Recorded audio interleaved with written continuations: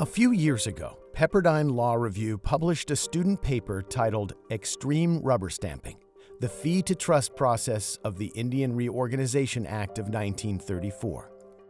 Journalist and professor Mark Trahant, an expert in the field of land into trust issues, recently published an article that exposes the many fallacies of the Pepperdine article. The article made the case that there's a 100% approval rate for land into trust applications from the Bureau of Indian Affairs and the Department of Interior.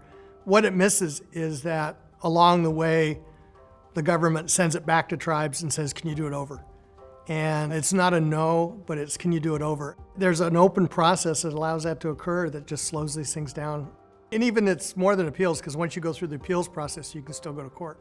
Right now, there's legislation in the Senate that would actually speed up land into trust for that very reason, that there's just too many avenues for opponents to block it. A good case in point is the Santee Ynez Band of Chumash Indians federal trust application submitted in November 2000 for 6.9 acres adjacent to the reservation. It should have been a straightforward approval. The purpose of placing the land into trust was to build a Chumash museum and cultural center. But after the BIA first approved the tribe's application, it was followed by a 9-year process of remands, dismissals, and appeals from local anti-tribal groups hoping to block the BIA's decision. After nearly 14 years, the tribe's 6.9 acres was finally placed into federal trust. This hardly represents extreme rubber stamping. Unfortunately, the poorly researched article is being used by anti-tribal groups to prove a point that is based on questionable methodology and a faulty premise or two. First, there's this idea that a lot of critics would like to convey that tribes are big bad players, that they're thwarting the rules of ordinary government, and they're making it difficult for those poor folks that run counties or cities. And this article is part of that narrative strain. The second thing this article did was to go into a very narrow problem for Indian country and flip it around and make it as if tribes have their way with the federal government in terms of getting land into trust.